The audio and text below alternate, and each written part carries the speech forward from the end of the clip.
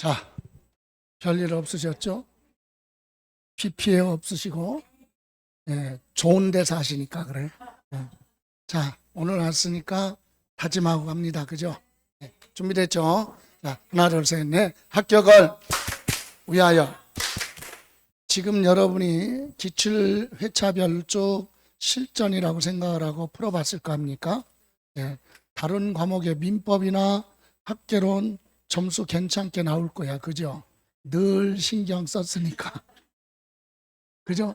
이 사람은 거짓말할 수가 없어.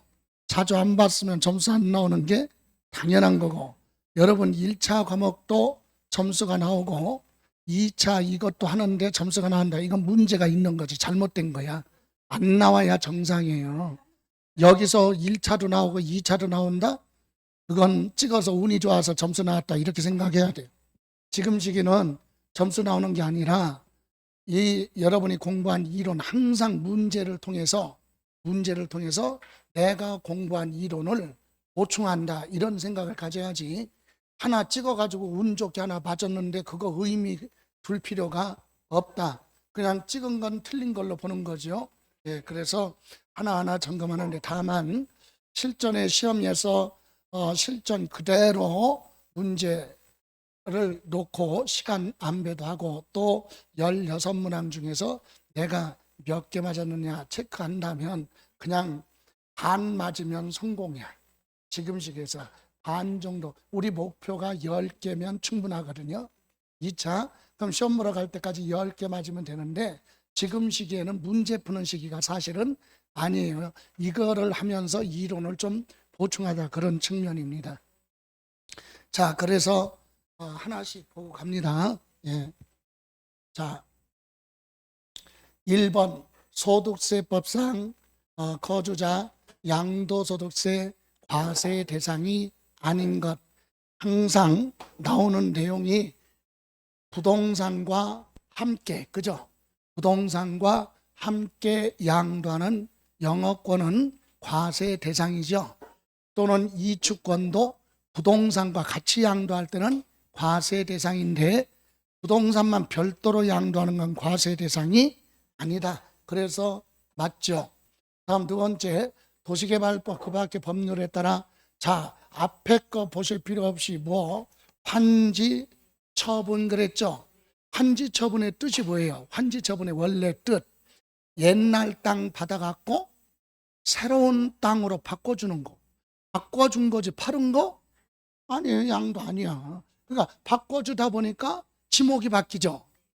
이미 받았다가 새로운 땅 전답으로 주니까 지목이 바뀔 수 있고, 집원 100번째 땅을 받아갖고 101번지 땅을 줄 수도 있잖아요. 그래서 이것은 매매 거래가 아니다. 그죠?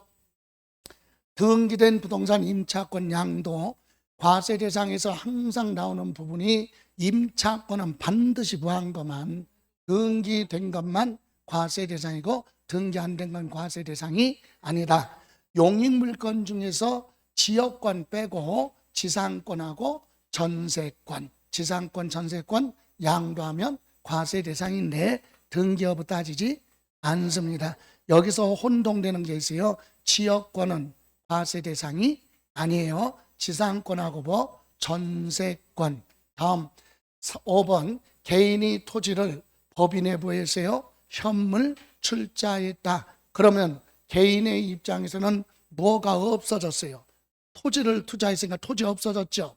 그리고 아무것도 안 받았으면 증여예요, 증여. 그런데 현물 출자, 법인의 현물 출자했다는 얘기는 돈 대신에 토지를 투자하고 회사로부터 주식을 받을 거 아니야. 대가를 받으니까 뭐야 이거? 양도. 그죠? 양도 행위로 본다. 이렇게 해서 틀린 건 몇 번? 2번. 맞췄어요? 그럼 된 거야. 근데 맞았는데 찍어서 맞으면 안 된다 이거지. 이거는 찍어서 맞을 수준이 아니에요. 자, 이번에는 소득세법상 1세대 1주택 고가주택 제외하고 비과세 규정에 관한 설명 틀리고 단 거주자 국내 주택으로 가정하라 그랬는데, 이거는 비과세 부분에 굉장히 어려운 부분이에요. 근데 비과세에서 물어본다면 주로 이런 부분을 많이 물어봅니다. 앞으로. 그래서 1번 1세대 1주택 비과세 규정을 적용하는 경우 부부가 각각 세대라는 얘기는 뭐예요? 주민등록이 주소지가 따로따로 되어 있다 이거죠. 그래도 이혼하지 않았으면 법률상 부부는 떨어져 있어도 치는 걸로 본다. 이해가세요? 그래서 남편 따로 주민등록 놓고 주택 하나 가지고 있고 부인은 가까이 있으면 탄로날까 봐 저기 제주도에다가 주소를 옮겨놓고 주택 하나 가지고 있어도 한 세대에 주택이 몇 개? 2개죠. 그래서 그걸 얘기하는 거예요. 각각 세대를 따로따로 떨어져 살아도 같이 사는 걸로 본다. 맞죠? 2번 해외 이주로, 여러분 이주가 이민 가는 거예요. 여기서 해외 이주 나오면 세대 전원이에요. 세대원의 일부만 그러면 안 돼요. 가족이 전부 다 부하라, 출국하라. 그죠? 세대 전원이 부하라, 출국. 이때 1세대 1주택을 가지고 있는데 원래는 2년 보유하고 팔아야죠. 그리고 취득할 때 조정지역에 있는 주택을 취득했다면 양도할 때 2년 거주한 사실이 있어야 비과세 받잖아요. 근데 이것은 해외 이주로 이민 갈 때는 그런 거 따지지 않겠다. 그냥 팔면 비과세 혜택을 주는 거예요. 다만 여기서 출국일 현재 1주택을 보유하고 있고 출국한 날로부터 몇 년? 2년. 이게 무슨 말이에요? 가족이 전부 다 뭐? 출국. 그러면 1세대 1주택 2년 보유? 안에서도 팔면 비과세죠. 근데 매매가 안 되면 먼저 부하고 출국하고 그리고 나서 몇 년? 2년 안에 팔아라. 그것도 비과세 혜택을 주는 거예요. 이해가세요? 그래서 여기는 해외 이주 그러면 세대 전원이 부어 출국. 그러면 비과세죠. 그리고 매매가 안 되면 여기 몇 년 안에 2년 안에 양도 이겁니다. 그래서 맞습니다. 그죠? 다음 3번 1주택을 보유한 자와 1주택을 보유한 자가 뭐를 했어요? 혼인 그런 게 아니에요. 이거 원래는 여기다가 정확하게 하면 재혼 이래야 돼. 그죠? 초는 있을 수가 없어. 그냥. 자, 어쨌든 내가 만 시험에 출제한다면 주택을 하나 가지고 있는 자와 주택을 하나 가지고 있는 자가 재혼을 함으로써, 그죠? 그래서 한 세대의 주택 몇 개가 됐어요? 2개가 됐어요. 2개. 이거 투기로 보지 않는다. 몇 년 동안만? 5년. 그럼 5년 안에 어느 거든 하나를 구하면 팔면 2개 가지고 있다 팔아도 1세대 1주택으로 본다. 근데 여기 몇 년 보유? 4년 보유했으니까 당연히 비과세가 되는 거 맞죠? 자, 그런데 여기서 하나, 여러분 혼인함으로써 1세대 2주택이 된 경우는 몇 년 동안? 5년 동안 종부세 있죠? 종합부동산세 각각 1세대 1주택으로 봐줘. 종부세도 몇 년 동안? 5년 동안. 이해가세요? 그럼 5년 동안은 남편도 주택 몇 개? 하나. 부인도 주택 몇 개? 하나. 이렇게 해서 1세대 1주택이면 12억을 빼주잖아요. 종부세는 원래 9억을 초과하면 종부세 내죠. 공시가격에서 얼마 빼? 9억을 빼고 계산하잖아요. 근데 1세대 1주택인데 아주 혼인하면서 1세대 무슨 주택? 2주택이 됐어도 혼인한 날로부터 몇 년 동안은? 5년 동안은 남편도 1세대 1주택으로 보니까 여기서 얼마 빼? 12억을 빼고 계산하잖아. 그인도 부인도 따로 계산할 때 역시 1세대 1주택으로 보고 얼마? 12억을 빼주잖아요. 이렇게 종부세에서 1세대 1주택으로 가면 종부세 부담이 줄어들죠. 그런 혜택도 종부세 몇 년? 5년. 그리고 몇 년 안에 팔면? 5년 안에 팔면 이어서 양도소득세도 비과세 받을 수 있다. 이렇게 이어지는 거예요. 이해가세요? 그럼 이거랑 비슷한 게 있잖아요. 또 하나, 부모님을 동거 봉양 모신 거 있죠. 그래서 몇 년? 10년 동안은 종부세도 각각 세대로 본다. 그리고 몇 년 안에 팔면? 10년 안에 팔면 1세대 1주택으로 보고 양도소득세도 혜택 줘야죠. 같이 가는 거예요. 자, 다음 4번 건축법 시행령에 다가구 주택 있죠. 여러분 다가구 주택은 세목별로 차이가 있는데 양도소득세는 양도할 때 기준이에요.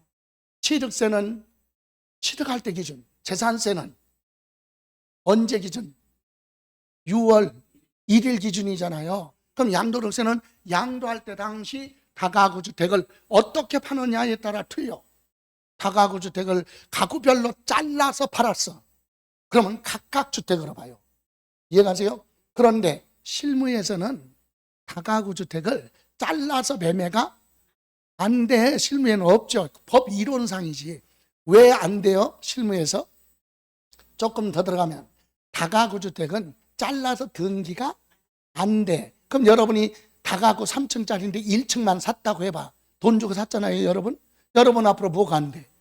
등기 안 되니까 재산권 보호받을 수 없으니까 거래가 일어나지 않죠. 그런데 법이니까 그래. 법 이론상. 그래서 그렇게 팔면 1세대 1주택으로 안 봐요. 그러니까 한꺼번에 다 팔아야죠. 그래서 뭐라 그래? 하나의 뭐라 그래요? 매매 단위. 그죠? 여기서 가구별로 구획된 부분별로 분양하지 않고 요거예요. 요거 하나 키워드가. 하나의 뭐? 매매 단위로 했다는 얘기는 다가구 주택 전체를 하나로 보고 팔았다 이거죠. 그럼 전체 주택 몇 개야? 하나. 그래서 여기는 구획된 부분을 각각 하나의 주택으로 본다. 틀렸잖아요. 예? 예? 잘라놓은 부분 3층짜리 다가구 주택을 전부 다 각각 주택으로 보는 게 아니잖아요. 예. 여기서 키포인트는 키워드는 요거예요. 하나의 뭐? 매매 단위로 한꺼번에 다 팔았죠. 그럼 전체 주택 몇 개로 봐? 그렇죠. 전체를 하나의 주택으로 본다. 이해가십니까? 예, 요거. 다음 5번. 양도일련제 임대주택 나왔죠? 예, 임대주택은요, 임대주택은 자, 임차일로부터 부할 때까지, 양도할 때까지 몇 년? 5년. 이거예요. 여러분, LH공사가 아파트 지어서 분양할 때 무주택자한테 임대 주죠. 그럼 무주택자는 거기서 기본 몇 년? 5년 월세 주고 살아요. 그 취득이 아니에요. 그죠? 예, 그리고 나서 5년 살고 나서 이제 취득 분양할 수 있는 요건을 충족했죠? 그러면 LH공사에서 연락이 와. 당신이 뭐 분양받으려면 우선 분양권 줄 테니까 살려면 사라. 이거죠. 그래서 살 거 아니야. 샀어요? 몇 년 살고 나서 5년 살고 나서 취득했죠. 예, 그리고 나서 이제 내 앞으로 취득했으니까 뭐 해야 되는지 등기해야죠. 등기했어요. 잉크 아직 안 말랐어. 그리고 돌아서면서 중개업소 와서 팔았어. 팔았어요. 등기하고 오는 길에 팔았다니까. 자, 그럼 취득해서 양도할 때까지 1시간 있었죠. 예를 들어 필요 없다니까. 왜? 취득해서부터 부할 때까지 5년 채웠기 때문에 투기로 보지. 그래서 그냥 팔면 비과세예요. 이해가세요? 그러니까 돈 있는 사람은 좋죠. 임대 아파트 들어가서 몇 년 살고 5년 살고 분양 받아서 그 다음날 팔면 비과세죠. 근데 돈 없는 사람은 그거 알죠. 근데 대출 받아서라도 어떻게 사야 될 거 아니야. 대출이 안 나와. 그냥 그죠? 나는 살 생각이 없어도 아니 자기 앞으로 취득해 놓고 팔면 그냥 비과세 받고 세금 이익도 챙길 수 있는데 취득할 뭐가 없어. 돈이 없잖아. 그러니까 돈 없는 사람 계속 없는 거야. 이해가세요? 임대 아파트 사는 사람 무조건 뭐 해야 돼? 분양 받아야 돼. 예? 대출 받든 뭐 하든, 예? 분양 받아서 돌아서서 오는 길에 뭐해? 등기하고 오는 길에 등기소 갔다 오면서 바로 그럼 매매 차익 생기잖아요. 1세대 1주택 비과세. 그죠? 예, 그 얘기예요. 그래서 요거는 투기로 보지 않는다. 맞습니다. 이렇게 해서 틀린 건 몇 번? 4번. 근데 이 부분은 많이 물어보는 지문이에요. 이 문제 자체의 지문은 아주 중요하다. 다 하나씩 이해를 하고 있어야 돼요. 자, 다음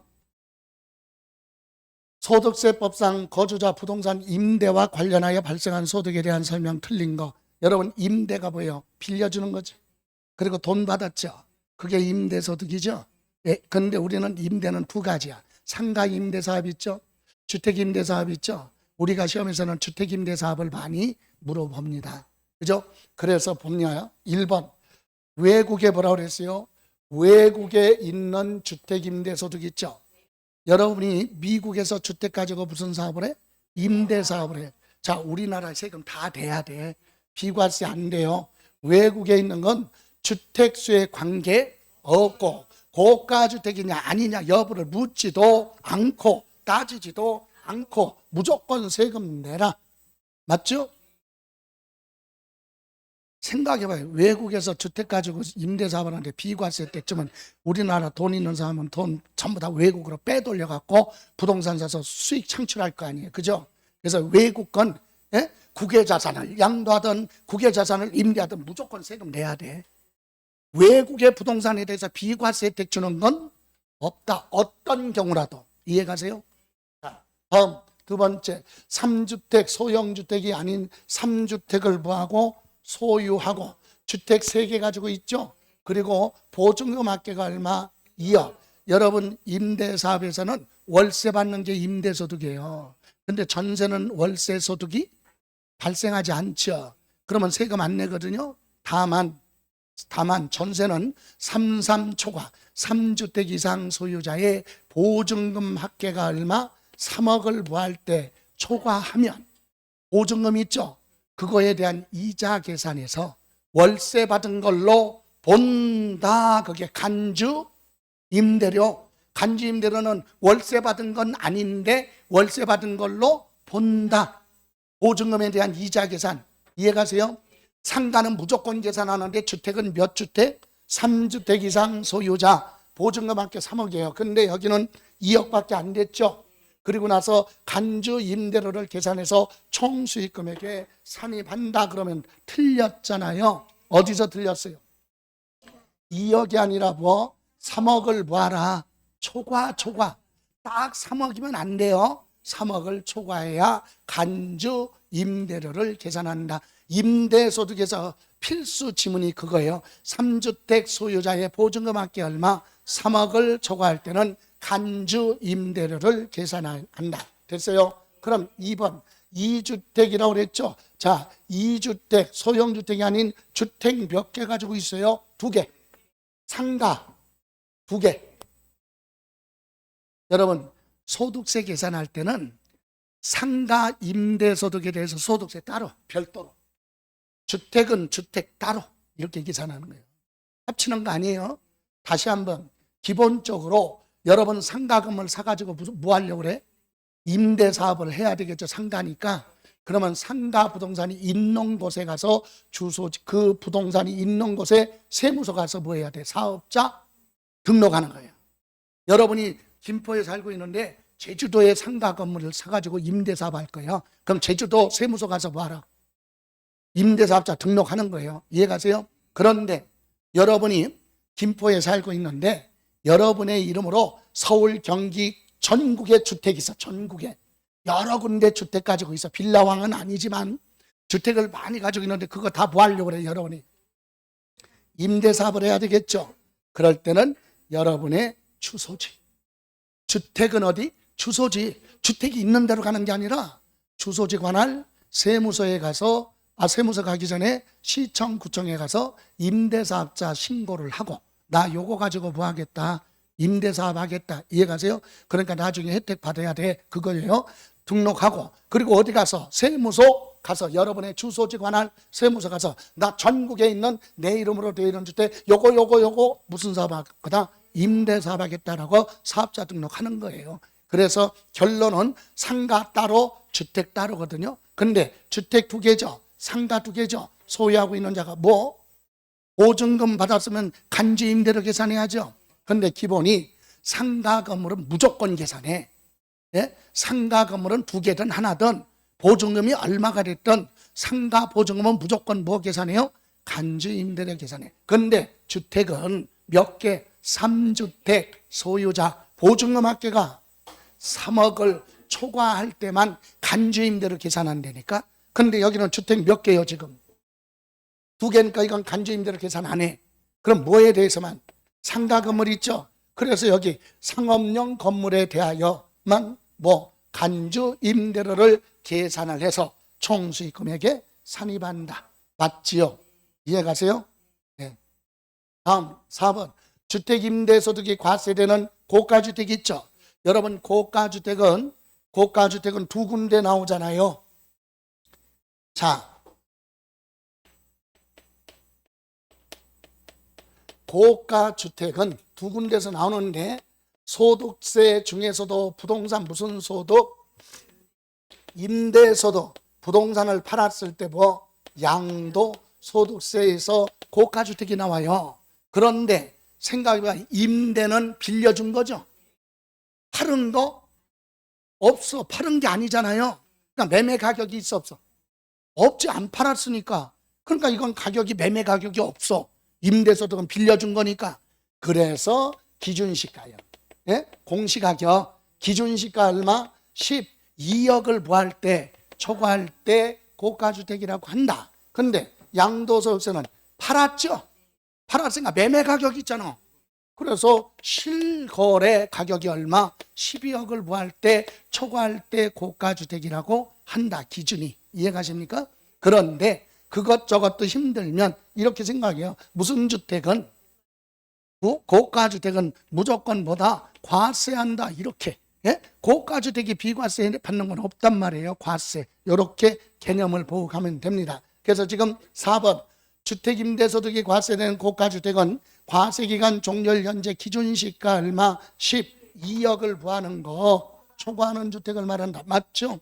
임대는 빌려준 거니까 기준시가. 다음 5번 사업자가 부동산을 부하고 임대하고 임대료 외에 전기요금, 수도요금 등 공공요금 등의 명목으로 지급받은 금액 그랬죠. 그게 뭐냐? 관리비예요. 관리비. 여러분 상가 건물 같은 경우는요, 세입자들한테 뭐 받아? 건물주가 월세 임대료 받죠. 임대료 말고 전기수도 이용하잖아요. 엘리베이터도 사용하고 주차장도 사용하니까 청소도 해야 될 거 아니야. 그래서 그런 명목으로 평당 5,000원, 뭐 6,000원, 건물이 좋은 데는 10,000원 이렇게도 받잖아요. 평당. 그건 임대료가 아니라 관리비야. 관리비. 그럼 관리비를 건물주가 받았잖아요. 받은 것 중에서 전기요금이나 수도요금이나 가스요금은 공공요금이잖아. 그건 내야 될 거 아니에요. 한정 같은 데 낼 거죠. 그거 빼고 남는 청소비 같은 거 있죠. 이런 건 수익이야. 수익. 임대료 받은 거랑 똑같아. 수익. 그래서 그 얘기예요. 여기 공공요금 명목 등으로 받은 금액이, 이 얘기는 뭐가? 요까지 금액이, 이 얘기는 뭐가? 관리비 받은 거죠. 그런데 거기서 공공요금 납부 금액을 뭐 했어요? 초과. 이 얘기는 공공요금 내고 남는 거 총수익 금액에 부한다. 산입한다. 세금 내야 된다. 이 얘기입니다. 맞죠? 이해가세요? 여러분 관리비는 뭐요? 월 임대료 받은 거 있죠? 거기다가 간주 임대료 보증금에 대해서 계산하죠. 그리고 관리비 받은 거 있죠? 이게 더하는 거예요. 총수익이. 이렇게 해서 틀린 건 몇 번? 2번이다. 그죠? 2번. 여러분 풀 때 옆 사람은 자 맞으니까 짜증날 수 있어요. 중요한 건 나는 11월 달부터 나왔어. 그런데 3월 달, 4월 달에 옆 사람이 나왔다? 그런데 시험 봤어. 지금 이렇게 풀어보니까 더 많이 맞아서 옆 사람이. 열 받지 마. 이미 집에서 하고 왔어. 그 사람들은. 그러니까 맹목적으로 그냥 나온 게 아니야. 다 대공을 쌓고 온 거야. 그렇게 생각해요. 그래서 이 문제를 풀었을 때 여러분이 맞잖아. 똑같은 생각인데 하나를 봤는데 이거 내가 맞았어. 그러면 자부심을 가져야 되잖아요. 그러니까 어떻게 생각해야 돼? 내가 맞았으면 이 문제는 나만 맞았을 거야. 이렇게 생각해야 되잖아. 근데 내가 맞은 건 남들도 맞았을 거야. 이렇게 생각하고 또 내가 틀린 건 나만 틀렸어. 그럼 세상이 피곤해. 예? 반대로 생각해. 내가 맞았으면 나만 맞은 거고 내가 틀린 건 남들도 다. 그렇지. 그래야 위안 삼는 거지. 이해가세요? 다만 하나, 우리는 경쟁하는 관계가 아니니까 공부가 편하죠. 다른 과목은 남의 불행이 나의 행복이야. 그죠? 근데 우리는 그게 아니니까, 경쟁 관계가 아니니까 틀린 건 스스로밖에 물어보기도 하면 돼요. 자, 그럼 이제 4번 갑니다. 소득세법상 거주자 양도소득세가 과세되는 부동산 양도 또는 취득가액을 추계 조사를 하여 우리는 잘 지문이 길다는 핑계를 잡는데 지문 긴 게 아니라 우리는 용어를 잘 몰라가지고 대충 넘어가니까 점수가 안 나오고 모르는 거예요. 추계 결정이 추계 조사가 뭐예요? 추계가 집계해 놓은 거, 조사해 놓은 가격. 예? 세무서장이 조사해 놓은 가격이 있을 거 아니에요. 그런 걸 추계라고 해요. 이렇게 조사를 해서 양도소득 과세표준과 세액을 뭐한다? 결정이 뭐예요? 결정이 국가나 지방자치단체가 세금 계산하는 걸 결정이라고 그래요. 납세의무자가 그냥 계산하면 계산이라고 하지. 그런데 국가나 지방자치단체, 즉 과세권자가 세금 계산하는 걸 뭐라고 한다? 결정. 그리고 경정은 뭐예요? 경정은 뜯어 고치는 거, 수정. 예, 그래서 신고가 들어왔는데 터무니없는 가격으로 들어오면 세무서장이 조사한 금액으로 계산할 수도 있고 뜯어 고칠 수도 있다. 신고가 들어온 거, 그죠? 예, 이때 틀린 것 단 매매 사례 가액과 감정 가액은 특수 관계인과의 거래가 아니다. 무슨 뜻이에요? 매매 사례 가액은 뭐죠? 특별한 사람이 아니라 불특정 다수인 간에 통상적으로 거래가 이루어지는 가격이 매매 사례 가액이죠. 그런데 여기 특수 관계인 친인척 간에 매매를 했다. 그건 매매 사례 가액으로 볼 수가 없다. 그건 짜고 할 수 있으니까. 그죠? 또 친인척 간의 거래로 감정했다. 이런 것은 객관적이지 못하니까 그런 건 뭐하고 아니다 그랬으니까. 자, 1번 양도 또는 취득 당시 실거래 가격이 뭐가 확인을 하기 위해서 필요한 장부나 뭐가 있어야 될지 핵심이 매매 계약서가 있어야죠. 여러분 양도소득은 원칙이 뭘로 계산하죠? 실거래 가격. 그게 원칙이죠. 그럼 실거래 가격으로 가려면 10년 전에 취득했는데요. 그럼 10년 전에 계약서 있어야 되고 요번에 팔았으면 요번 계약서가 있어야 확인할 거 아니에요. 그래서 이런 증빙자료가 있으면 좋은데 증빙서류가 뭐요? 없거나 중요한 부분이 뭐가 됐다? 미비됐다. 이 얘기는 계약서 같은 게 없을 수도 있죠. 또는 있어도 허위로 기재될 수 있죠. 업계약서, 다운계약서 작성해서 들어오면 인정 안 하잖아요. 그런 경우에는 추계결정, 조사한 금액으로 계산하거나 조사한 금액으로 구할 수 있다. 뜯어 고칠 수 있다. 누가? 세무서장이. 이게 법에 정해놓은 규정이에요. 이런 경우에는 납세의무자가 신고 들어와서도 무시해버리고 세무서장 네가 조사한 금액으로 계산해, 이거예요. 증빙자료가 없거나 허위로 기재돼서 인정할 수 없을 때. 이해가세요? 그러면 이때 세무서장은 조사해 놓은 가격 가지고 있죠. 이때 순서가 정해져 있다고 그랬죠. 추계 결정할 때는 앞 글자만 따서 매, 감, 환, 기. 요 순서. 매, 감, 환, 기. 매매 사례가액, 감정가액, 환산 취득가액 또는 뭐 기준시가.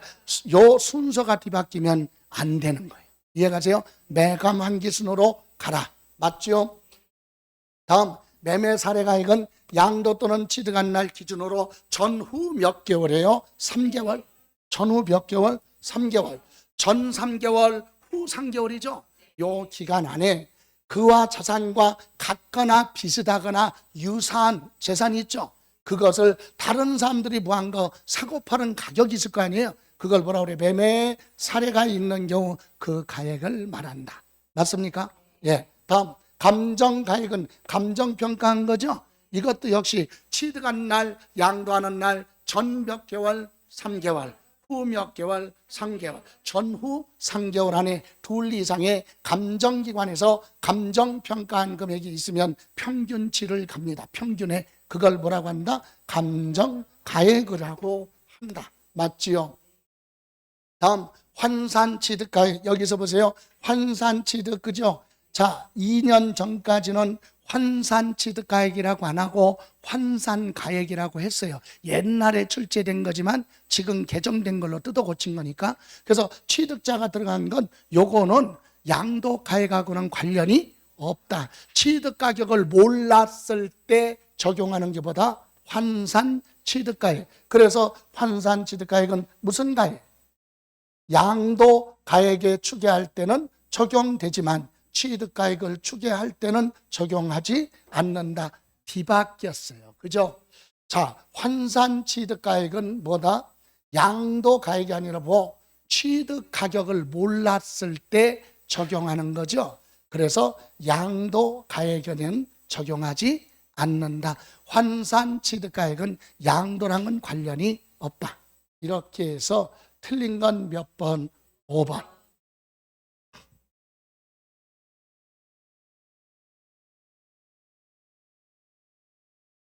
자, 이번에는 5번.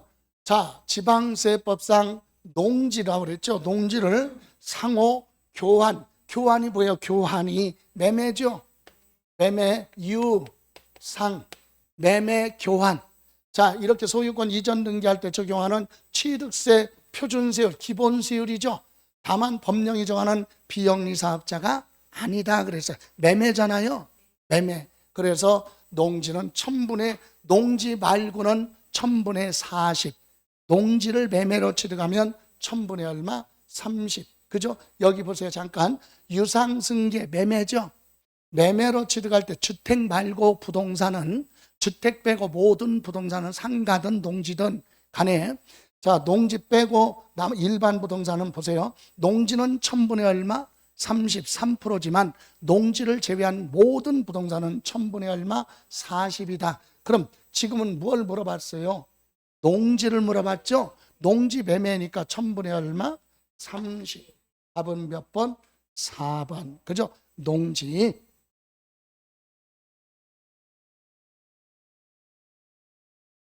자, 다음. 이번에는 2023년도 6월 달에 양도한 거주자 국내 소재 등기된 토지 보유기간이 몇 년이에요? 1년 6개월 보유했고 양도소득 과세 표준은 얼마인가? 2023년도 중 다른 양도 거래는 없다. 다른 거 파는 거 없다 그랬죠? 여러분, 이렇게 양도소득세 과세 표준 계산하거나 양도 차익을 계산할 때는 이거 다 읽어보면 시간 많이 낭비된단 말이에요. 항상 양도 차익은 뭐다? 머릿속에 실거래야. 뭘로 계산해? 실거래. 그러면 이렇게 나왔어도 양도 당시 실거래 가격 찾아. 양도 당시 실거래 가격 얼마? 1억 2,500만 원. 맞아요? 예, 듣고 그 다음에 이제 취득 당시 실거래 가격 있네. 얼마? 9천만 원. 이해가세요? 예. 그리고 나서 자본적 지출하고 양도 비용 더해야죠. 그래서 합쳐서 얼마? 200만 원. 됐어요? 필요경비. 취득 당시 가격에다가 자본적 지출, 양도 비용 합쳐. 이렇게 해서 필요경비 빼면 얼마 나와요? 양도 차익은 얼마? 3,300만 원. 맞죠? 3,300만 원 나오는데 여기서 장기 보유 특별 공제 있죠?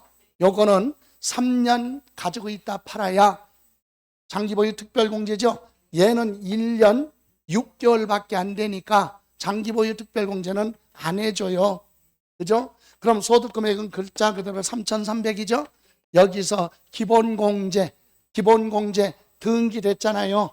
예, 등기하고 팔면 보유기간 상관없이 양도소득 기본공제는 250만 원을 빼잖아요. 그래서 3천 얼마?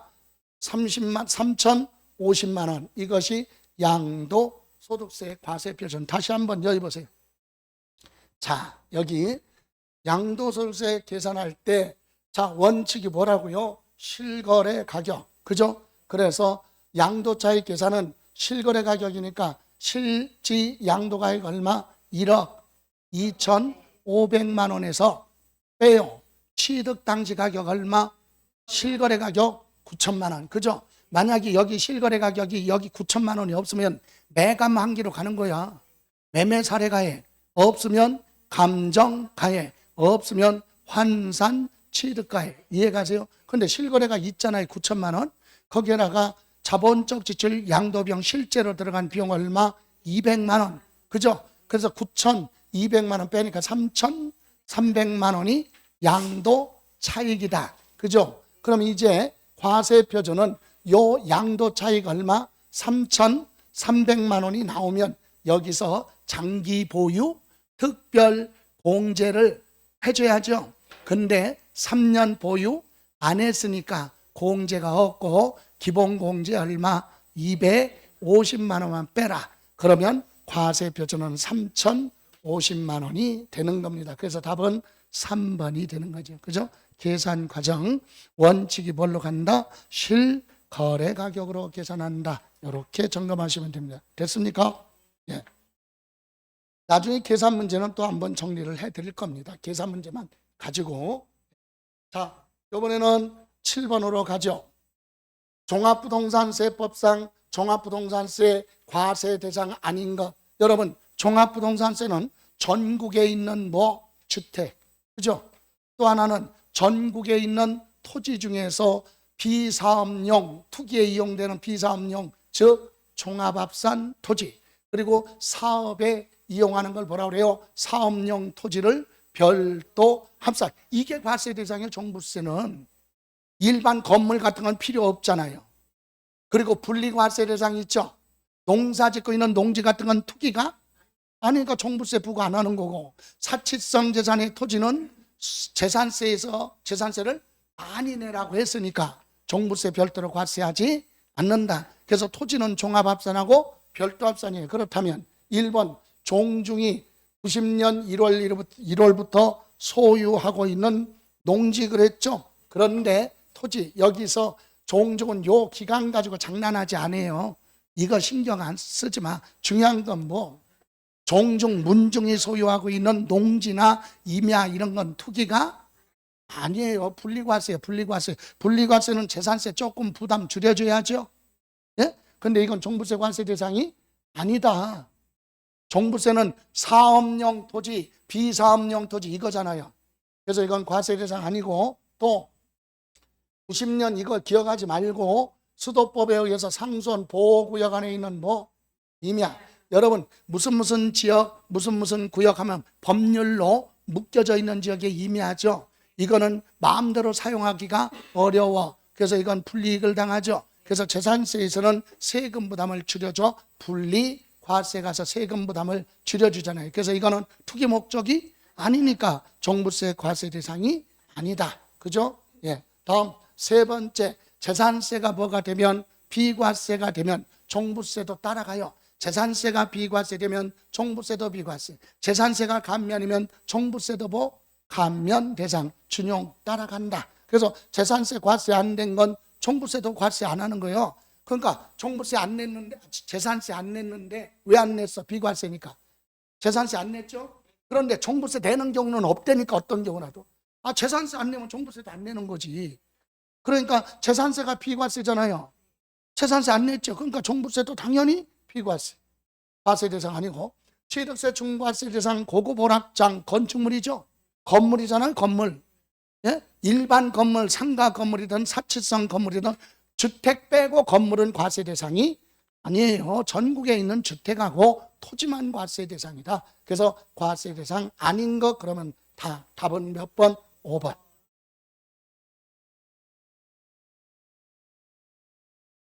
다음 9번, 8번 지방세법상 재산세 납세 의무에 관한 설명 옳은 거. 이거는 지문이 길지만 재산세 납세 의무자는 우리가 수업할 때도 많이 다뤘기 때문에, 그죠? 자, 재산세 과세 기준일 현재 소유권 뭐라고 그랬어요? 귀속. 소유권 귀속이 분명하지 않다는 얘기는 소유권이 갑한테 있는지 을한테 있는지 알 수가 없어요. 그런 경우는 그 현재 사용하는 사람이 있죠.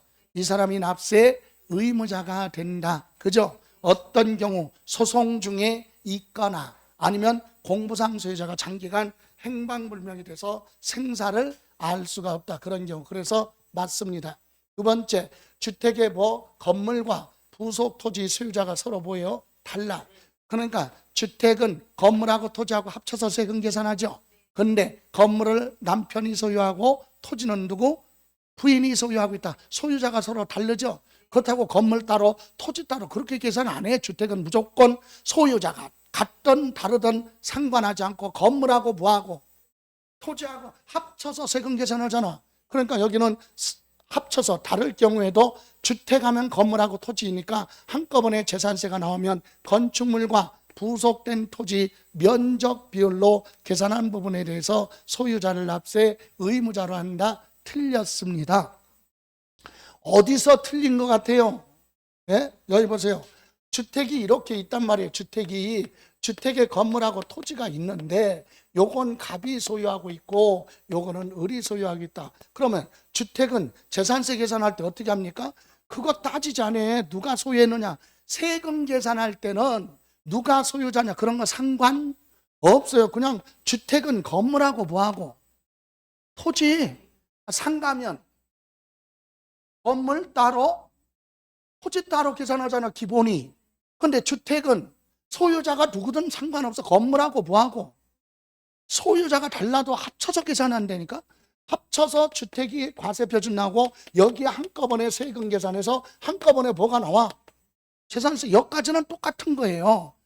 이 소유자가 10명이든 공동소유든 따로따로 소유했던 상관없어. 똑같아. 그럼 이제 재산세 나왔으면 시장군수가 뭐 발부해야 돼? 고지서 발부해. 그때 보니까 그때 고지서 소유자한테 고지서 발부해야 되니까 소유자 보니까 따로따로 소유하고 있네. 그럼 어떻게 이거 나눠야 될 거 아니야. 갑하고 뭘로? 을로. 여러분 토지하고 건물 가격이 똑같아? 다르죠? 근데 여기 면적 비율로? 아니지. 건물하고 뭐하고 토지하고 뭐 시가 표준액 공시가격 시가 표준액 비율로 나누는 거예요. 그래서 여기는 어디서 틀렸느냐. 면적 비율 여기서 틀렸죠. 예? 건물하고 토지하고 가격이 똑같을 수 없어요. 면적이 아니라 뭐 시가 표준액 비율 시가 표준액 비율로 안분 재산세를 나누는 거예요. 나누는 거. 그래서 납세의무자한테 고지서를 발부한다. 주택은 10명이 소유했던 단독 소유든 따로따로 소유했던 재산세 계산은 똑같아. 다만 세금이 나오면 공동소유면 지분대로 나누면 되고 따로따로 소유하고 있으면 시가 표준액 비율로 나눈다. 다음 3번 국가와 재산세 과세 대상 재산을 뭐라고 그랬어요? 여러분 국가 등이 소유하고 있는 재산 그랬죠? 그것을 무슨 계약 체결합니까? 연부 계약을 체결하고 대금 결제 끝나기 전에 미리 사용하죠. 예, 미리 사용한다는 얘기는 무상으로 공짜로 사용한다 이 얘기예요. 대금 결제가 아직 안 끝났는데 미리 사용한다. 대금을 별도로 비용을 주지 않고 그래서 무상으로 사용한다 이거거든요. 예, 이때는 무상으로 사용하고 있어도 누가 취득한 건 아닌데도 누가 매수 계약자가 납세 의무자가 된다. 틀렸죠? 예, 틀렸어요. 어디서? 매도가 아니라 매수 계약자. 매매하기로 계약을 체결한 사람. 그죠? 틀렸고. 다음 공부상 개인 등의 명의로 등재되어 있는 종중재산이에요. 종중재산은 종중소유라고 신고를 하면 종중이 세금 내고 종중소유라고 신고를 안 하면 공부상에 기재된 사람이 세금 내라. 그런 불이익을 당하지 않으려면 신고하라 이 얘기예요. 그래서 여기는 종중을 납세 의무자로 한다. 틀렸다. 종중소유라고 뭐를 안 했어요. 신고를 안 했는데 종중이 어떻게 소유하고 있는지 알아 시장군수는 모르지. 그러니까 공부상에 기재된 사람이 그래서 종중이 아니라 뭐라고요? 공부상 소유자한테 고지서 발부한다 이 얘기예요. 다음 5번 공유재산이 뭐예요? 공동소유재산이죠. 그럼 10명이 공동소유하고 있다? 재산세 납세 의무자는 10명이야. 그러면 이때 뭐라고 그래요? 지분권자 그러죠? 예, 지분권자 자기 뭐만큼만 지분만큼 납세 의무로 보는데 이때 지분 표시가 없다 그랬죠? 여기까지는 맞아요. 지분권자를 납세 의무자로 한다. 자기 뭐만큼만 지분만큼. 그런데 지분 표시가 없다 그랬죠? 그럴 때는 균등한 걸로 본다. 균등. 그래서 최연장자 납세 의무자로 본다. 여기서 틀렸다. 지분 표시가 없으면 지분이 뭐 균등한 걸로 보는 거예요. 똑같은 걸로 본다. 그래서 그 사람들이 자기 뭐만큼 지분만큼 각각 납세 의무를 집니다. 납세 의무자 재산세. 자, 납세 의무자는 붙박이 문제니까 이거 납세 의무자는 필수로 정리하셔야 돼요. 자, 다음 이번에는 9번 갑니다. 장기보유 특별공제와 기본공제에 관한 설명으로 틀린 거. 자, 여러분 장기 보유 그랬죠? 장기 보유가 몇 년이야? 3년. 그럼 기본 공제는 보유 기간 따지지 않습니다. 그러면 1번 보유 기간이 3년 이상인 토지하고 건물, 미등기 자산 및 비사업용 토지는 뭐하고 제외하고 토지 건물에 한정하여 장기 보유 특별공제를 적용한다 그랬는데 요건 틀렸죠. 왜 틀렸습니까? 여기서 틀린 건 두 군데. 토지하고 뭐 건물에 대해서 장기 보유 특별공제를 한다 그럼 맞는데 토지 건물에 뭐라 그랬어요? 한정하여. 여기서 틀렸죠. 왜? 토지 건물만 공제줘요? 조합원 입주권도 공제 대상이잖아. 토지 건물 뭐? 조합원 입주권. 그런데 미등기 자산은 공제받을 수 없고, 또 하나 조정지역의 몇 주택, 2주택 이상 소유자는 장기 보유 특별공제 받을 수 없어요. 그래서 여기서 틀렸어요. 비사업용 토지는 뭐하고 제외 그랬죠? 그게 아니라 이렇게 갑니다. 올바른 건 토지, 건물, 조합원 뭐 입주권 요 세 가지에 대해서 공제해 주죠. 다만 미등기 자산이나 또 하나는 뭐 조정지역의 몇 주택, 2주택 이상은 뭐한다? 제외. 그건 공제받을 수 없다. 그래서 토지, 건물, 조합원, 입주권. 그럼 비사업용 토지도 공제받는 거죠. 미등기하고 조정지역의 몇 주택만, 2주택만. 다음 2번 1세대 무슨 주택? 1주택도 장기보유 특별공제 적용될 수 있다. 맞죠? 여러분 1세대 1주택 고가주택이 아니면 세금 내지 마. 비과세 받죠? 근데 고가주택은 세금 내야 되잖아.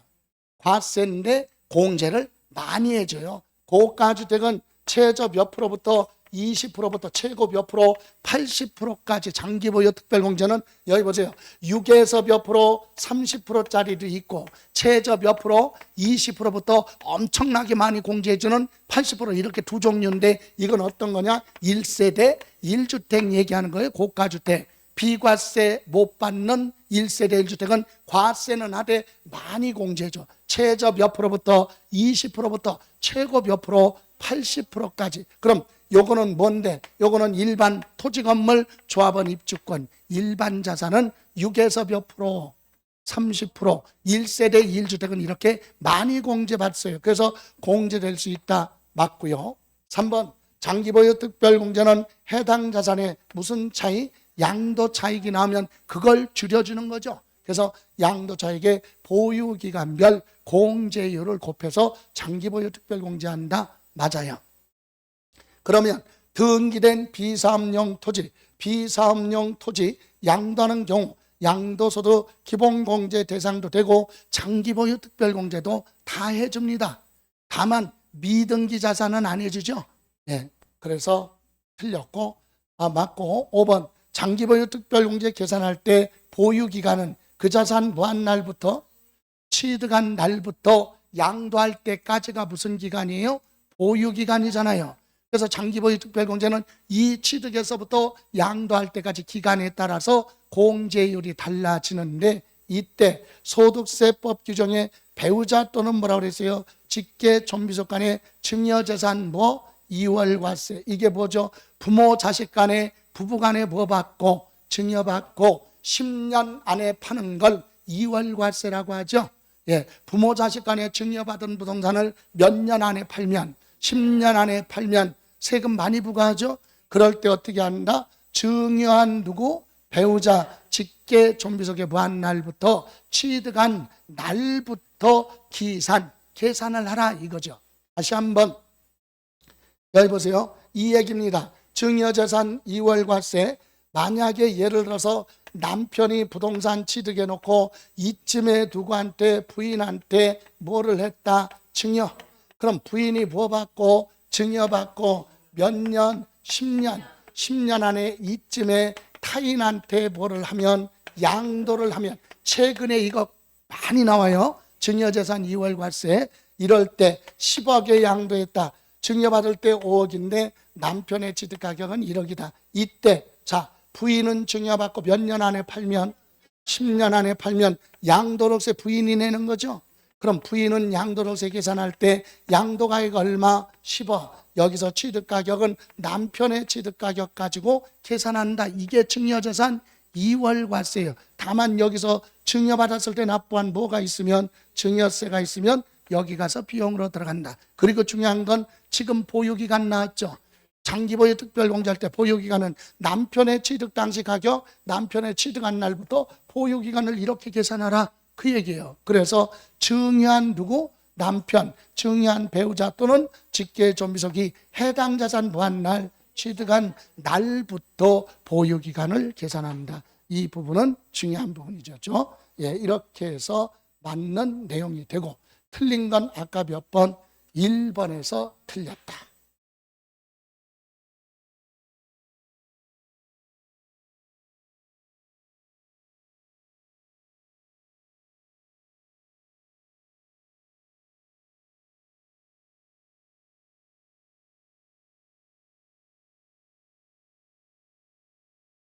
또 알고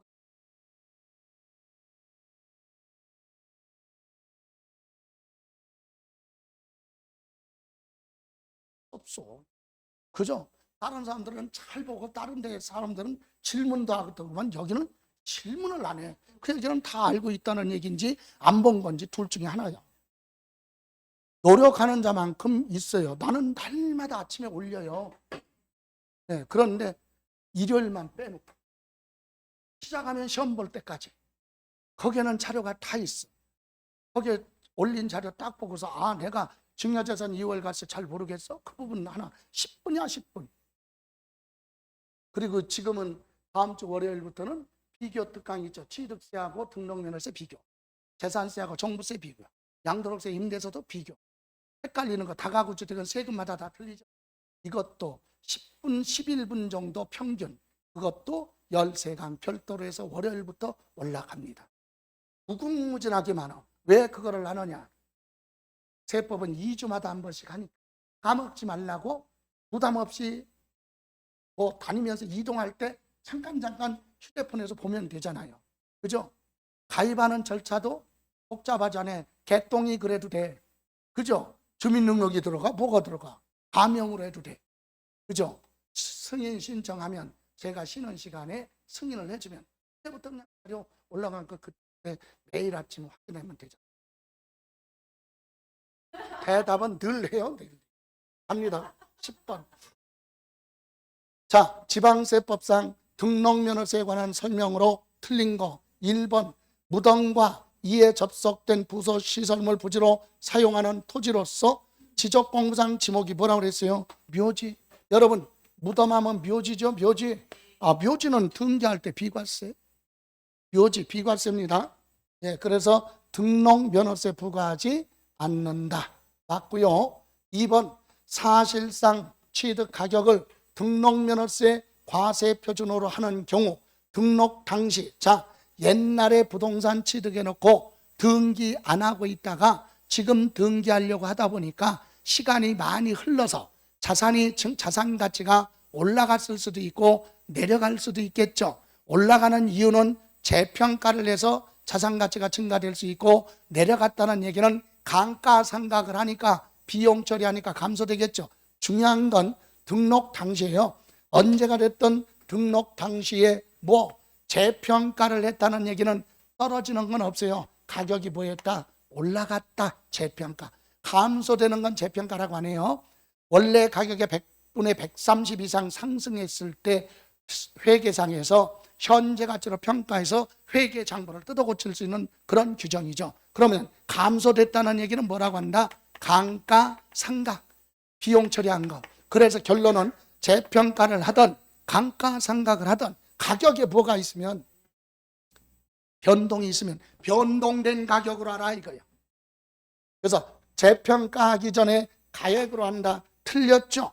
네. 재평가하기 전에 가격이 아니라 변동이 있으면 뭐 변동된 가격, 변경된 가격을 과세 표준으로 한다. 옛날에 취득할 때 당시 가격이 있는데 한참 지나서 등기를 하다 보면 재평가로 감가상각으로 가격 변동이 있는데 그때는 변경된 가격으로 하라. 그래서 틀렸고, 3번 등록면허세 신고서상 금액과 공부상에 기재된 금액이 서로 다르면 공부상의 금액으로 갑니다. 맞고요. 4번 부동산 등기에 대한 등록면허세 납세지 이렇게 나왔어요. 자, 여러분 납세지가 뭐죠? 납세지의 원래의 뜻은 납세 의무자가 각종 신고해야 될 의무가 있으면 어디 가서 신고를 해야 되느냐, 그 장소가 법으로 정해져 있다니까. 그걸 뭐라 그래요? 납세지. 근데 이 납세지는 외우려고 하지 말고 기본이 정리가 돼 있으면 아무것도 아니야. 부동산 사람 중심으로 세금 부과하는 걸 인세라고 하고, 물건 중심으로 부과하는 건 물세예요. 그럼 물세는 취득세, 취득한 물건에 세금 내라고 하죠. 등록면허세, 등기 등록하는 물건에 대해서 세금 내라고 하죠. 이해가세요? 그리고 재산세는 가지고 있는 재산에 대해서 세금 내라고 하죠. 그래서 취득세, 등록면허세, 재산세는 뭐야? 물세. 물세는 뭘로 가? 볼 것도 없어. 물건에. 소재지로 가야 될 거 아니야, 소재지. 그럼 사람 중심, 소득세나 종합부동산세는 인세죠. 아, 사람이니까 어디로 가? 주소지. 이게 딱 정해져 있는, 이걸 외우거나 그럴 필요가 없다. 아, 부동산, 등록면허세, 납세지 딱 나오면 부동산 뭐? 소재지. 그죠? 다만 예외가 있어요. 납세지가 뭐? 분명하지 않다. 원래는 부동산 소재지라고 그랬죠. 근데 분명하지 않다 그러면 등기 업무를 담당하는 등록관청 소재지. 등기소 중심이에요. 그래서 맞습니다. 등록관청 소재지. 다음 지방세 체납 세금 안 냈죠. 그래서 압류를 합니다. 그럼 압류 등기를 했는데 납세 의무자가 겁먹고 압류하니까 불안하죠. 세금 뭐 했어요? 냈어요. 그럼 압류 어떻게 해야 돼? 풀어줘야죠. 압류 해제 등기는 뭐다? 비과세다. 세금 부과하지 않습니다. 국가 등이 하는 등기니까. 예, 이렇게 해서 우리 틀린 건 몇 번? 2번. 여러분 등록면허세에서요, 지문이 기출문제 다루다 보면 지문이 제일 많이 나온 게 두 가지가 있어요. 두 가지. 하나는 바로 뭐냐? 등록면허세를 신고하지 않았어도 등기 등록하기 전까지 뭐를 하면? 납부를 하면 신고를 하고 납부한 걸로 본다. 그래서 무신고 가산세나 과소신고 가산세는 적용하지 않는다. 그게 제일 많이 물어본 지문이고, 두 번째가 이거라고 그랬죠. 취득 당시 가격을 한참 지나서 등기 등록하다 보면 자산 재평가나 감가상각 등으로 사실상 취득 가격의 증감 변동이 있는데 그때는 변경된 가액을 과세 표준으로 한다. 이거. 그죠? 이게 두 번째예요. 자, 이렇게 해서 틀린 건 2번이 갑니다. 다음, 이번에는 11번. 재산세, 이런 건 좀 어려운 거지. 재산세에서 제일 높은 세율 그랬어요. 이것도 다 세부적으로 기억할 수 없으니까 보세요. 제일 높은 세율 재산세 뭐? 고율. 제일 높은 거 부동산은 1000분의 얼마? 40. 사치성.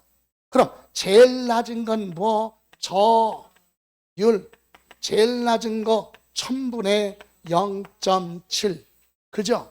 무엇입니까? 이것이 요 1000분의 40은 사치성 재산이죠. 사치성 재산. 그리고 제일 낮은 건 농사 짓고 있는 농지, 축산업을 하고 있는 목장용지, 종중소유보, 임야 이런 거죠. 이런 건 투기가 아니니까 세금 부담 줄여줍니다. 그럼 중간이 뭐냐? 누진세율이에요. 중간이 누진세율. 초과 뭐 누진세율. 그래서 종합합산이 있죠. 시군군의 토지를 합쳐서 과세하는 거 종합합산. 이건 누진세율이니까 기억할 수는 없지만 종2호라고 그랬잖아요. 뭐라고요? 종2호. 종합합산은 1000분의 2부터 1000분의 5. 종2호. 별도 합산은 별이 넷 1000분의 2부터 1000분의 얼마? 4. 그죠? 예. 이렇게 해서 요런 게 중간이고, 예, 이게 누진세율이 중간이에요. 제일 높은 거. 그래서 우리는 이런 것까지는 기억할 수 없더라도 제일 높은 거와 제일 낮은 거. 그럼 가장 높은 세율 그랬죠? 올 것도 없이 1000분의 얼마? 40. 골프장용 토지 사치성이죠? 예, 1000분의 40. 그러면 읍지역에 공장 건축물 부속 토지 그랬죠? 공장이 군지역에 있죠? 있어도 돼. 분리과세 1000분의 2. 이거 기억할 수 없어요. 그리고 고급주택 재산세는요, 고급주택 그런 거 없어. 재산세, 종부세에서는 고급주택이라는 용어가 없다. 취득세만 고급주택이 나와요. 왜? 재산세는요, 누진세율이기 때문에 일반 주택에 비해서 고급주택은 자동적으로 과세 표준이 뭐예요? 높아. 그러니까 자동적으로 세금이 많이 나오니까 별도로 구분하지 않는다. 그래서 1000분의 1부터 1000분의 4까지 누진세율로 되어 있습니다. 이거 기억할 수 없어요.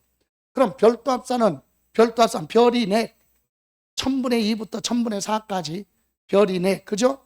종합합산 대상 그래서 종이 5, 1000분의 2부터 1000분의 5까지 이렇게 돼 있잖아요. 그러니까 이런 누진세율 가지고 답을 물어보지는 않는다. 거의. 아니면 가장 높은 세율 1000분의 40, 가장 낮은 거 1000분의 얼마? 0.7. 그래서 이 문제의 답은 몇 번? 1번이 되는 겁니다. 걱정하지 마요. 지금부터 지금 이론한 거 정리하는 거라니까 온 표정이 그냥 세상을 다 잃은 것 같은 그런 표정이야. 자, 다음 12번. 재산세 납부에 관한 설명 틀린 거. 여러분, 건축물에 대한 재산세는 7월 16일부터 7월 며칠? 31일. 토지는 7월 달, 건축물은 7월 달, 토지는 9월 달. 주택은 절반은 7월, 절반은 9월. 그래서 1번 맞죠? 2번. 주택에 대한 재산세 당연어도 부과세액이 20만 원 초과할 때 납기는 해당 연도 부과 징수할 세금의 절반이죠. 절반은 언제? 7월 16일부터 7월 30일까지. 나머지 절반은 9월 달이죠. 이렇게 주택은 고지서가 2번 나오죠. 절반은 7월, 절반은 9월. 여러분, 오늘이 며칠? 7월 14일. 여러분, 주택은 절반은 7월 며칠? 16일부터 7월 31일까지 주택분 재산세 내야죠. 상가 건물 있으면 건축물하고 주택하고 고지서가 지금 여러 번 나와 있어요. 여러분 집에 고지서 나왔죠? 지금 왜 나왔을까? 자, 모든 고지서는 납기 개시 며칠 전, 5일 전까지 고지서 발부하라 그랬으니까 여기서 이미 나왔다. 그러니까 지금 이 시기에는 여러분 우편함에 뭐가 있어? 재산세 고지서 있다 이 얘기죠. 이해가세요? 오늘 집에 가서 재산세 고지서 한 번만 봐요. 그럼 거기 보면 주택에 대해서 2분의 1, 상가 건물에 대해서는 건축물, 소방분에 대해서는 지역자원시설세 같이 기재되어 있어. 그리고 빨간 글씨로 요 날까지 뭐를 납부하지 않으면 3%의 가산금이 붙습니다. 그리고 또 빨간색으로 1개월 초과할 때마다 60개월까지 중과산금이 붙습니다. 그거 한 번만 딱 보면 재산세 납부는 끝나는 거지. 그죠? 저 재산이 없어서 재산세 안 나오는, 그러면 부모님 집에 가. 요즘 돈 많은 사람은 부동산 안 사더라고. 안 사요. 옛날에는 부의 척도가 세컨하우스, 저 별장이죠. 요즘은 그렇게 안 하잖아. 별장 회사 세금많이 내잖아. 그죠? 예, 돈 많은 사람은 어떻게 합니까? 전국에 다 있어.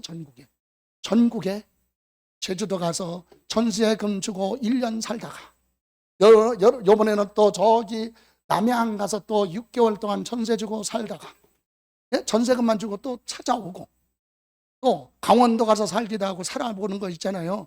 예, 요즘은 그렇게 저렴하게 세금 낼 거 안 내고, 세금 낼 거 안 내고 그런 식으로. 옛날에는 어디 가서 노후에 가서 세컨하우스 하나 지어야 되는데 별장 같은 거 휴식하기 위해서 그러면 짓는데 웬만하면 나이 드신 분들이 그래. 크게 져야지. 크게. 왜? 아들도 오고 며느리도 오고, 예, 딸도 오고 이렇게 해서 같이 이렇게 환상에 젖어 있어. 요즘은 안 오는데. 안 온다는 사실을 모르는 거야.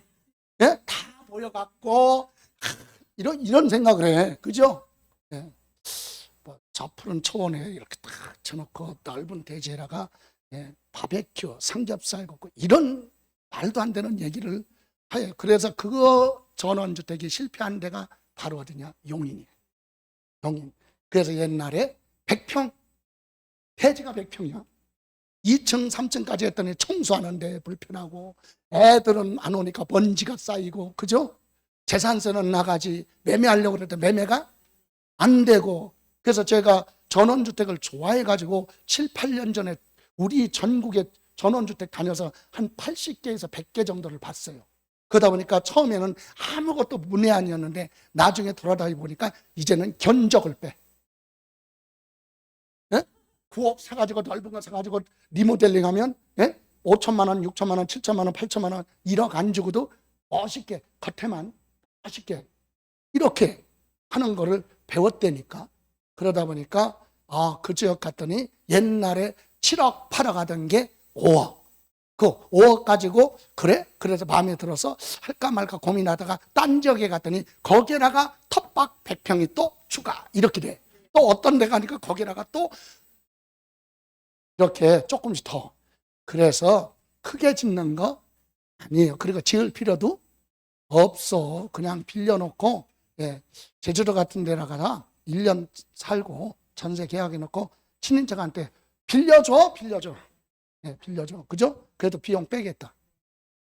합니다. 그래서 요거 맞죠? 그리고 2번도 절반은 언제? 7월, 절반은 9월. 지방자치단체장은 재산세 납부할 세액이 얼마예요? 1,000만 원 부하면 초과하면 납세 의무자 신청을 받아서 관할구역 안에 있는 납세자의 부동산에 대해서 물납할 수 있죠. 그런데 여기서 틀렸어요. 어디서 틀렸느냐? 자, 관할구역에 관계없이 여기서 틀렸죠. 재산세는 시장, 군수, 구청장이 과세권자죠. 그럼 김포시장한테 고지서 날라왔으면 김포시 안에 있는 부동산이에요. 관할구역에 소재하는 부동산. 다른 지역은 안 되죠. 요거 1,000만 원 초과하면 물납은 되는데 관할구역 안에 소재하는 부동산에 한해서 물납을 허가할 수 있다. 다음 4번 재산세 납부할 세액이 1,000만 원을 부하여 초과하여 물납하려는 자는 법령이 정하는 서류를 갖춰서 납부 기한 며칠? 10일 전까지 신청해야 돼. 왜? 물납은 허가 사항이니까. 허가할 수도 있고 안 할 수도 있으니까 10일 전까지 신청서 제출하라. 그리고 한꺼번에 납부할 수 없으면 나눠내야 되겠죠. 그래서 납부할 세액이 얼마? 250만 원 부하면 초과하면 납부기한 경과한 날로부터 몇 개월? 2개월까지 분할 납부되죠. 여러분 종합부동산세, 재산세, 보유세는요 이건 똑같아. 종부세도 얼마? 250만 원 초과하면 분할 납부되죠. 근데 종부세는 6개월까지 나눠내는 거고 재산세는 몇 개월? 2개월. 이렇게 해서 이 지문은 맞습니다. 됐습니까? 이렇게 해서 틀린 거 그랬습니다. 몇 번? 3번. 자, 좀 지났지만 마저 하고 요거 하나 끝내놓고 시죠. 13번 갑니다. 여러분 과세관청 결정에 의해서 결정이 뭐요? 아까 그랬죠. 결정은 국가나 지방자치단체가 계산하는 거 세금을 납세 의무자가 계산한 건 결정이라고 안 해요. 그냥 계산. 세금을 누가 계산해? 국세면 국가가, 지방세면 지방자치단체가 계산한다 이거죠. 결정하면 납세 의무가 확정되는 세금. 여러분 세금의 납세 의무 확정하면 세금의 모든 것이 결정되는 시점은 두 가지예요. 납세 의무자가 세금 계산하는 걸 신고납부라고 하죠. 그런데 본인이 뭐하면 납세 의무자가 신고를 하면 그대로 결정돼 확정. 그런데 국가나 지방자치단체가 세금 계산하는 건 계산을 하면 국가나 지방자치단체가 세금 계산하는 걸 결정이라고 그러죠. 결정할 때 모든 것이 확정이 된다. 그래서 취득세는 신고납부죠. 그러니까 뭐 할 때? 그렇죠. 이거는 뭐 할 때? 신고할 때 확정되고 종합부동산세 고지서 나오죠. 이건 세무서장이 세금 계산하죠. 이건 결정할 때 맞고 재산세 고지서 나오죠. 납세의무자가 계산하는 거 아니에요. 지방자치단체가 계산한다 결정. 그죠? 그리고 재산세 요거는 지방세죠. 그리고 양도소득세 뭐예요? 신고납부. 납세의무자가 신고하면 확정이 된다. 자, 그런데 여기서 착각해서 이때 많이 틀렸어요. 니은하고 디귿 4번으로 가서 엄청나게 많이 틀린 사람이 4번이었어요. 지금 뭐 물어봤어요? 국세. 그러면 2번이 됩니다. 그죠? 두 가지의 결정인데 무심코 갔어요. 국세냐 지방세냐 이걸 물어본 겁니다. 다음 14번 공시송달 그랬죠. 여러분 송달이 뭐죠? 서류를 전달하는 거잖아요. 생각해 보세요. 여기 서류 송달은 교부 송달이 있어요. 직접 찾아가서 주는 거. 우편은 등기 우편으로 보내는 거. 정보통신망을 통해서 전달하는 걸 전자 송달. 이런 거 할 수 없을 때 공시송달이거든요. 그럼 공시송달 사유를 주로 많이 물어봐요. 그러면 공시송달은 여러분이 이해해 봐요.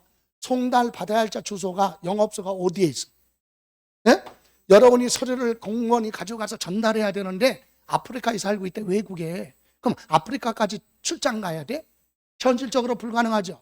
그럼 아프리카에 살고 있는데 거기로 우편물 보내야 돼? 의미가 없죠. 확인할 수 없으니까. 이런 경우 외국에 있으면 아무것도 못해. 그럼 뭘로 가느냐? 공시송달로 가라, 이 얘기입니다.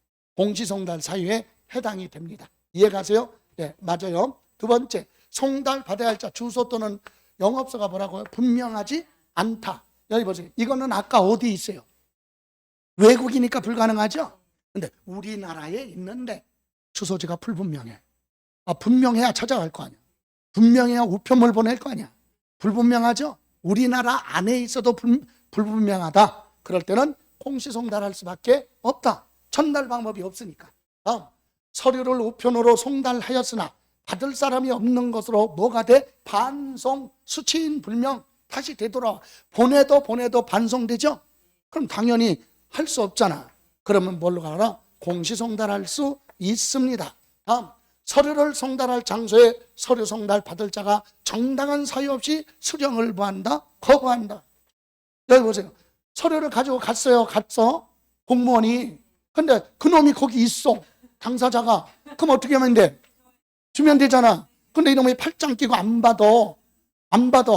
그럼 공시송달하는 아니에요. 안 받을 때는 소리 한번 딱 질러봐봐. 그러면 걔가 쳐다볼 거 아니야. 쳐다볼 때 놓고 놓은 거지 공시송달 사유가 아니에요. 공시송달 사유 아니에요. 예, 그래서 이거 틀렸다. 그것에 뭐 할 수 있다? 두고 올 수 있다. 놓고 놓은 걸 유치. 이해가세요? 그럼 세무공무원이 2번 이상 납세자를 방문하여 서류를 교부하려 하였으나 받을 사람이 없는 것으로 확인돼서 납부 기한에 송달하기가 곤란하다. 이럴 때도 방법이 없죠. 그래서 뭘로 간다? 공시송달할 수 있다. 여러분, 공시송달이 뭐예요? 서류의 주요 내용을 어디에? 국세면, 국세청, 아니면 세무서, 홈페이지, 게시판, 관보 이런 데 알리는 거.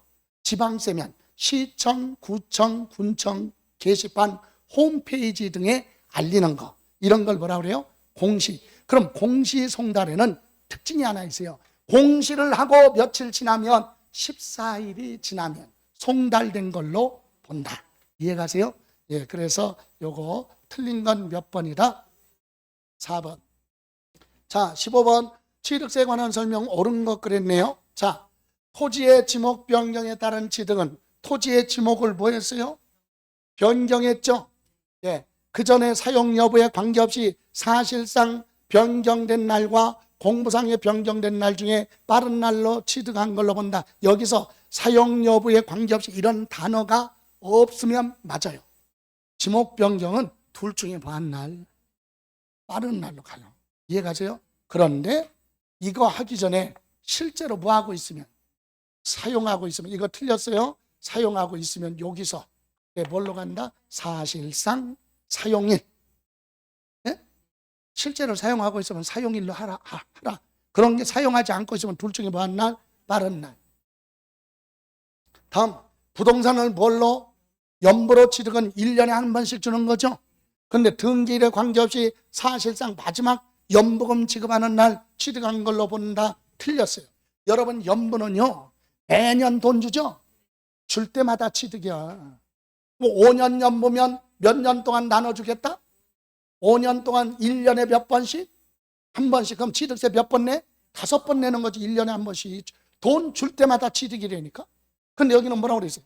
최종 마지막 연부금 줄 때 취득. 틀렸죠. 예. 그리고 또 하나, 돈은 주지 않아서도 중간에 뭐를 하면, 등기하면 무조건 등기한 날 취득이 어떤 경우라도. 그래서 틀렸죠. 사실상 최종 연부금이 아니라 뭐 사실상 연부금 뭐 하는 날? 지급하는 연보금이 뭐예요? 1년에 한 번씩 주는 금액이 연보금이죠. 줄 때마다 취득이에요. 다만 마지막 연보금 끝나기 전에, 지급하기 전에 중도에서 소유권 뭐를 하면, 이전 등기하면 등기한 날 나머지 다 취득한 걸로 본다. 이해가세요? 네. 사실상 연부취득은 연보금 줄 때마다 취득이에요. 그런데 연보금 끝나기 전에 뭐를 하면, 등기를 하면 등기한 날 취득한 걸로 본다. 항상 양도소득세든 취득세든 뭐가 빠르면, 등기가 빠르면 볼 것도 없이 취득이에요. 또 양도로 보는 거예요. 다음 3번 법인 장부의 토지의 지목 변경에 든 비용이 입증되는 경우 토지 지목 변경에 대한 과세표준은 변경하기 전 시가 표준액에 그 비용을 더한 금액으로 한다. 틀렸어요. 이거는 이제 올해부터죠. 개인이든 법인이든 매매든 아니면 원시 취득이든 지목 변경이든 사실상 무슨 가격? 취득가액이에요. 사실상 무슨 가격? 취득가격. 사실상 취득가격으로 한다. 실제로 주고받은 가격, 비용 들어간 거 이해가세요? 다음 4번 취득세 납세 의무는 법인이 장부의 작성과 보존의 의무를 이행하지 않았을 때는 100분의 20에 상당한 가산세 부과한다. 틀렸어요. 여러분 회사는 회사 장부에 지출된 거 있죠? 그거 다 인정해줘. 그런데 거기에 대한 증빙자료 다 갖춰야 돼. 근데 갖추지 않았다. 그럼 가산세부터요 100분의 10. 100분의 20이 아니라 100분의 얼마? 10. 다음 5번 갑소유 비등기 건물에 대해서 의리 채권 확보를 위해서 법원의 판결에 의해서 소유권 보존 등기를, 여기서 중요한 건 누구의 명의로 등기했어요? 그럼 갑이 기재되겠죠? 그럼 납세 의무는 누구다? 갑이다.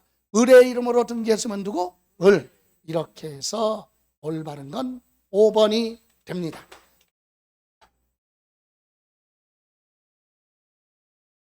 자, 이제 마지막 16번째. 자, 여러분 지방세법상 취득세 중과기준세율이죠. 2%. 중과기준세율은 1000분의 22%예요. 근데 이 중과기준세율은 소유권 등기 안 하니까 옛날 취득세 2%만 내라. 그럼 개수로 인해서 면적이 보였어요? 증가. 그럼 무슨 취득이야? 원시 취득. 원시 취득. 이건 1000분의 얼마? 28. 여러분 개수가 뭐죠? 개수가? 제가 뭐라고 그랬어요? 개수는 엘리베이터가 없는 건물에 엘리베이터와 같은 우수되는 시설물, 부대 설비를 설치하는 게 개수예요. 그런데 엘리베이터 없는 건물에, 여기 보세요. 엘리베이터가 없는 건물에 엘리베이터를 여기다 설치했다. 이게 개수인데 여기다 설치하면 면적은 그대로죠. 건물 면적은 그대로인데 가격이 비싸졌죠. 이게 간주취득이야.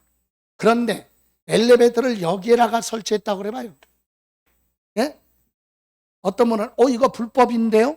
세법은 불법, 합법 여부 따지지 않으니까 여기에다 설치하면 건물 면적이 늘어났죠.